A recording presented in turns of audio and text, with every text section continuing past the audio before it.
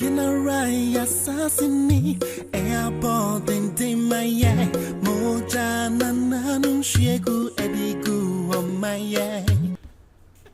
Mama Mati asiye se eba ne politics a nkrofo mienu bi wo ho a mepe omo asempa baako eye Sammy Gyamfi the other one eye Nanabi na de nti a meka se Sammy Gyamfi ne Nanabi mepe omo asempa ene se both of them they were my seniors in the university KNUST na me ne omo ewo ho baako na saa time no na Nanabi wo eye Tescon a eye MPP group Sammy Gyamfi na obotain a eye NDC group na hall ana ye wono na ye wo baby a ye friend no always around eno no MPP and NDC for ombeba betena always around ho na wo bia e de ne argument ato ho saa time Sammy Gyamfi ne Nanabi wo bia be ye ne argument into wo moye nkrofo bi a I looked up to them ema ende they've taken it to a higher level.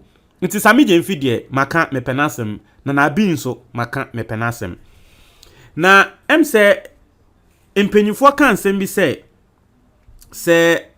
yebo obi din ana wobi adwen mu eba otrim na wante ne nkan na tre se ebia nipa kro no wewu enra ene endra echi ena na me bisa se meti Sammy Gyamfi nka ache.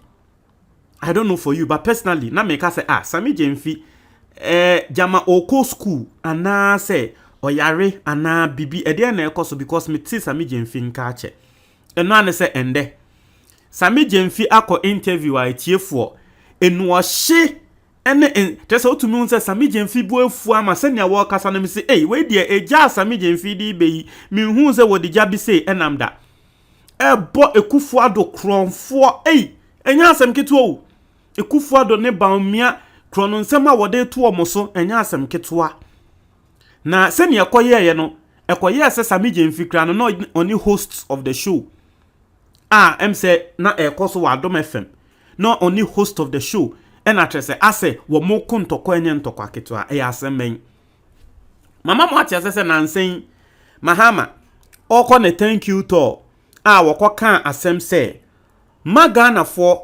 empene ema MPP for sika wo mu awia no wo mu mfa wo mu 3 ndidim ena John Buedu ebe ye press conference ekeka nsem to mahama so se Ekufuado de ye kan corruption ba ku se kra wonya wone ho Ekufuado ba aban mu no onya corrupt case ba ku simple e wone ho but mahama de ye kan corruption ono ane corruption na no asem a John Buedu kan no otumi wo se Sammy Gyamfi asem ya konidodom ama aye ne ya ama ensem a Sammy Gyamfi de epie no enya asem ketoa eno na ema Sammy Gyamfi de ba abonten a wo besi Ekufuado kronfo awaka se Ekufuado ya kronfo ene tese etiefo utumu se wa teaching na host of the show ne kran hu se dabi asese ne Sammy Gyamfi a teaching no asanna hye no dodo ena Sammy Gyamfi ka tro mo se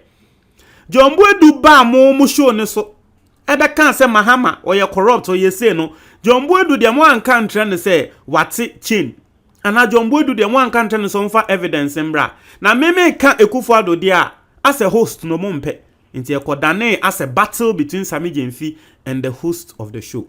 I don't want to waste much of your time. Yenko tie ba mesremo and that your first time wa subscribe na click the notification bell on so. We yan the latest news bi aba wonsa ebeka. We have a new YouTube channel. Link no our comment box ni mo. Click na subscribe e man. Yenko tie Sammy Gyamfi entokwa kese a wodi simu. We try the power Sammy Gyamfi. What's it?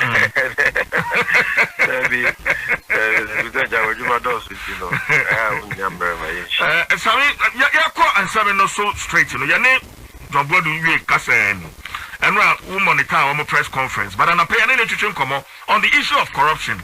Bisano, Emma Neyano, say, I mean,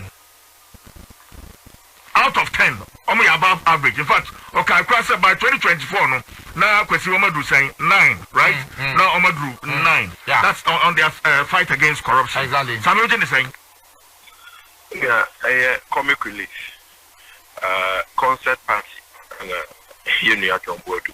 oh you know onimwa ya catch them so some now okay or the guni who anymore so the every problem let's say omu you buni ni die magana for enti afemwa I was say your fan as in here come on near your shed your double hour na omu chan kuntumpo a 2 foot good Ghana for any so because they don't respect the people but then no any biaba and they say incarnated no it will chan kuntumpo na internet abenfuntino na oto edaho na won yesterday no be na to John Boadu. How on earth can John Boadu even get the audacity to talk about corruption? Omampenye Kufuado ne Bawumia ni MPP amamu tan 10 years. Omubua krono kata se jiri ni proye na yebume. Weje no ho kwa ka abaye ufire akonya so 5 years abe. Na sika omampenye Kufuado ne Bawumia ne omaso afo omawia. Yaka wanza mwawie. Yebetumi akanfo. Sika wasi yedi yesuku. Sika wasi yedi ya kwan.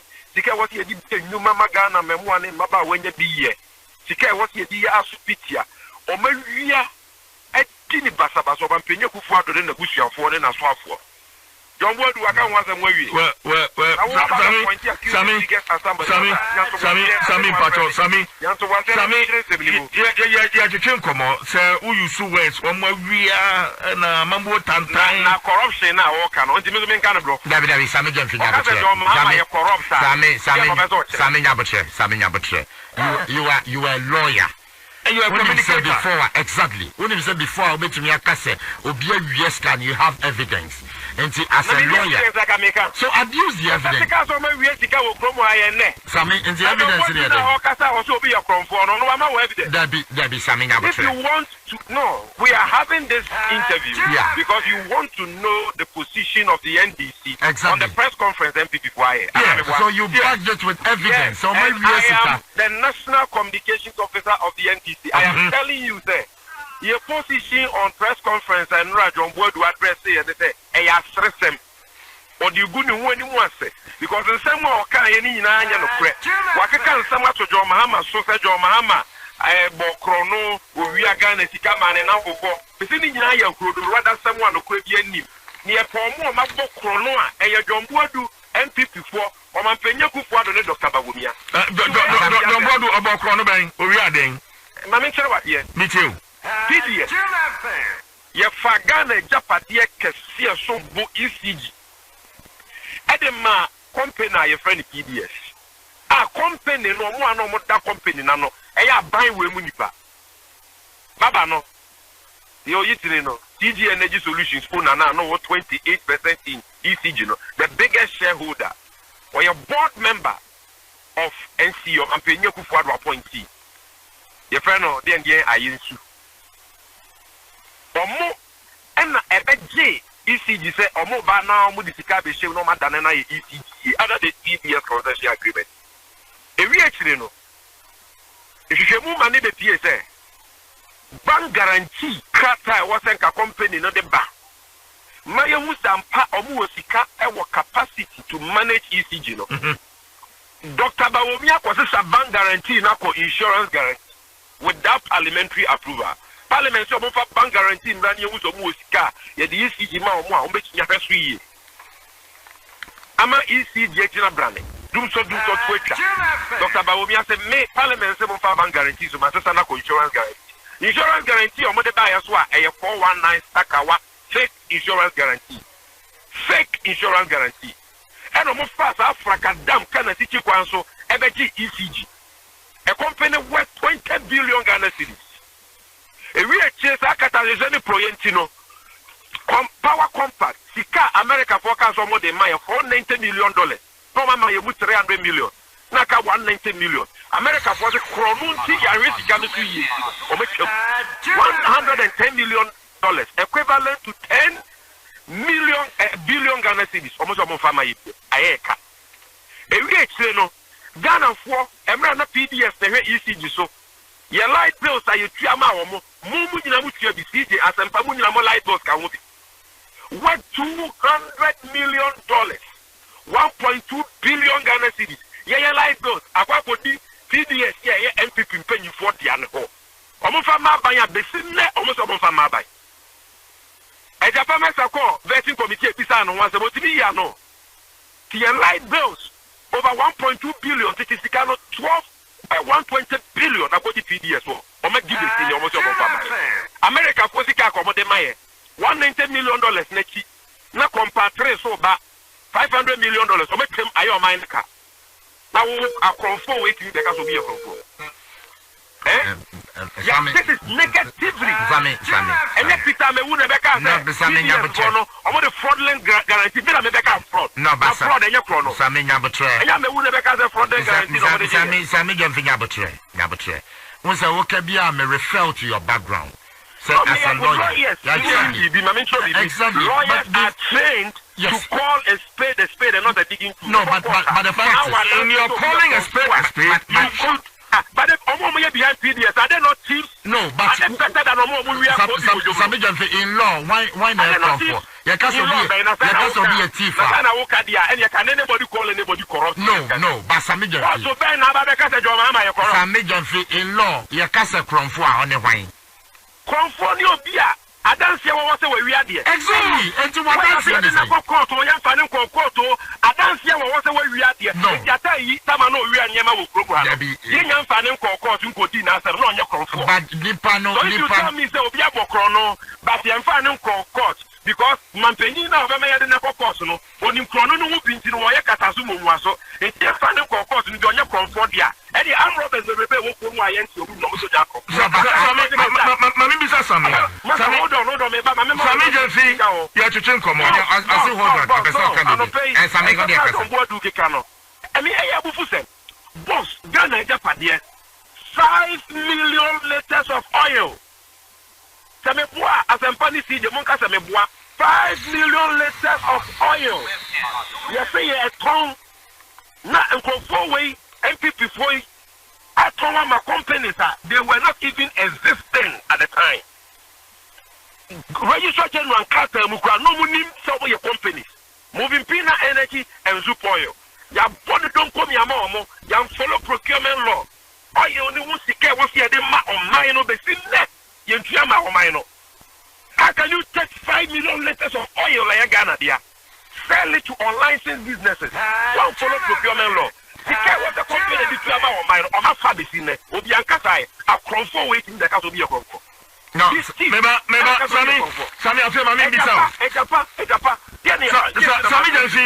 Sami Janfi. For example, the says of my confirm, I'm not being called. Maybe. Ghana, only to Sami,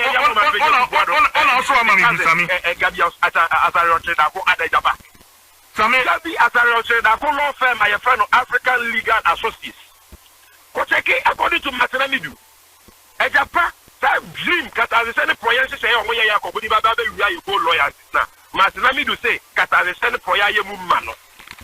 What a Kissika, yes, Kama Gabi law fair. Sami Janfi, slow down. Madama, can you be honest with ourselves and our listeners? Now, yeah, evidence, I mean, during the time of former President Mahama and the NDC, was there any evidence of corruption? Sami? Yeah, what frame me? Oh, evidence that says that chrono co is here. I am posting the menu. You have very better equalization. What my baby? I remember my example.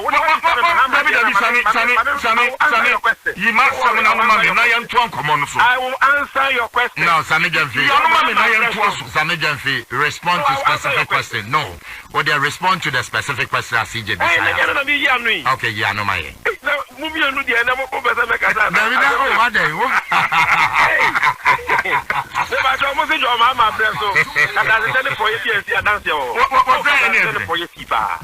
Because a baby anyway, you have to more catastrophe for you. But the Yanita says here, or man, Penny or Tia Cunyaso on the man you more coso. Nagana Chicago, you being saying, Yabet Yamagana. Now, Bia, what yet Yakana Ras where we are a Sicano. Yet in a coach now quoted in a Samakinas. President Mahama Sokata said the Poyasem will see a Bia. Or man, you should also. Sika was yet Magana, yet Magana. You were chrono, you didn't put in a court in us. Jida. Scandal by na involve young kasa member of parliament and now that Jidano at the time. Me motive because of the how sensitive the issue is. Babunim. President Mahama kasa the party kuntino. O ma mra nya adwuma. Ono ani party fuo. O se mu kotina court. E ma ba akukota afiase. In fact, you no ni nyina koda afiase. Sike wo mu nyina no, ye kan se company ni ntua ma oban no. National service. Enkofo bi e bokro no wo hode amago state sise payroll mu di sika. Na involve President Mills appointees. Yesi omono. Ya mo mu tuya sika ni nyina e prosecute omu nyina. Smart is bad branding. Sika ko di mu nyina 3.6 million Ghana cedis. Smart is e refund e. E ma minister ne kra na ono de she was not even directly involved in Ponyamane resigning and managing the human. And that President Mahama, so high was the standard in the fight against corruption. Said Deputy Minister Bikwabi and Anoka said, "Me, the Sibeni Sunni say menya $1 million. The menya $1 million are major you menya politics go be. Eya Victoria Hammer. Ne daya so ke ka okan yo wa mokro no. President Mahama ka say owura. The sika na ready am meet me no nya adwuma ko adwuma to. Fakompe abaywi. Okay, for instance, I want to say, hold on, see, what is that question? I'm going to see. That's why you know. I'm a buying women pay you for 500 seeds excavated. Now, most central for which Mr. Franco always among corruption. These people are thieves, I'm telling you, from President Kufuado to Bawumia to all the media thieves. 500 excavated. Only a comfort. 500 excavated. Where are the 5 cycles? In the fight against corruption, Galamseno, go no way. Sami, the way I want to free, no, it looks as if you are covering up something. Your mama is corrupt, but I cannot say no, but the point is that because what are you covering? Examples 10, Mama 10, and your man Penya Kufuado. What do you see away? And your man Penya Kufuado, and in the Mary miscellaneous deal, or say a Mary deal. Or Sesano, that power plant, not the company for a friend miscellaneous. And one class, one fanco cabinet. On one penny, and then Sasha, yes, one may take a tip approval. A good new parliament and this in Masepe of Polifimuno. Now, on Motti, $800 million and out of power plant the boss. Think a parliament give to Munio Kutia, almost for Chiraco. Yet she almost said almost $800 million out of power plant management in the boss. Omanpenyo Kufuado say he was misled. Sami, not Omanpenyo Kufuado who gave that executive approval. Sami Meba, 87%. Sami Meba. Don't do that. Now, the press, Sami Denfi, 87%. Sami, what is MPP for raising issues of corruption? I found Omanpanida da. What did they say about President Mahama? Kanazwe, Ford Explorer, Kanazwe, Ford Explorer. Meba Sami, Mambo Bobby Suchro, issues from raising, you know. They say we MPP communicator. I have heard their press conference. No, I am capable. No, you don't repeat the false allegation. No. Some of the issues. Hold on. Sami, you're Chechen Komo. What can we do? Let me tease some of the issues out so you respond to them. Now, okay, raise. Okay, so on the issue of corruption, they mentioned, Kanazwe, Ford Explorer. One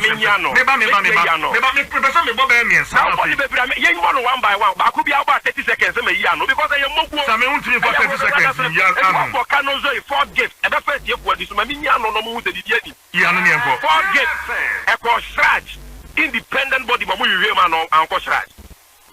A Koshraj, and a Shraj, you report a buy in the Jenny womb. Omaka a bribe, Omotia bribe. Takano, and then Tabarum Yakazo. Why not a bribe? Not bribe in a car. Not cano. Or they come a buying or free power crown with jam or mine or my news. Shraj, I wish him was a bribe with the enemy. It is a John Ward to turn over the car. And Fantini Becca, I have pushed some no cano. Okay, Sammy, 30 seconds in the pound crown. It's a moment the a cost Shraj. Not Shraj, clear. And your problem. But I did before the a cost Shraj. A PDS, Sraja Clay, a Japa, Sraja Clay, Boss, Sraja Clay, 500 missing excavators. Now say 5 million CJ bribery allegation. You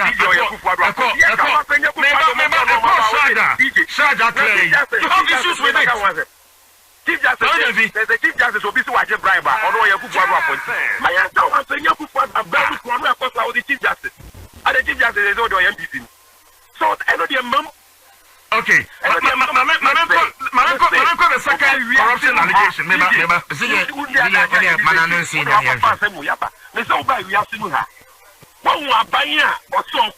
Illegal mining. What did you excavate as 500? Excavated as what candidate? Now, are you not interested? No. What are you? The government will supervise the stealing of those excavations. Are they not? Another corruption allegation. Another MPP for raising September switch issue. And they why nobody na court na court to say wa bokro no was 16. We say amamu a kasana. What bet na kunya so 5 years. O say under President Mahama Bank of Ghana for your agreement in a chrono. 5 years in charge you dan for court. Are you serious? Are you a serious person? Same thing. Abe Fara award na aba no. Dey na wo mu ese so bi abokro. Okay, Sammy. If the International Tribunal of Arbitration in London Cafe Bank of Ghana and the company be sign agreement. No company no was set here conditions precedent here was almost fulfilling. Or man fulfilling our conditions precedents no. And when she said Bank of Ghana for agreement ni mo e ye ne kwanso a e no sense obi abokro no. No obi abokro no a. Why na we dey na go na cause we abokro no 5 years. It means you are not even serious. You understand some bogus matters which are so matter. And they are no say. When we COVID-19 expenditure and when check appendix 4B and 4E of the mid-year budget review, a byway say nose mask, Veronica buckets, any hand sanitizer, almost 20 man secondary school children, and Mrana Omubia school at the time of COVID-19 and no almost 600 million Ghana cedis. Tetisicano 6 trillion. And a little face mask 1 CDO. How much you know me as a mask to for that? Veronica Maketa, almost me and secondary school they work on a new 800. HH hand sanitizers can tell you 111 and $100 million equivalent to 600 million Ghana cedis, equivalent to 6 trillion old Ghana cedis. Wait, you can't watch them. Also, the Canadian President Mahama, what you could also or from for. Would be not attempt so far no good in one thing. Finally.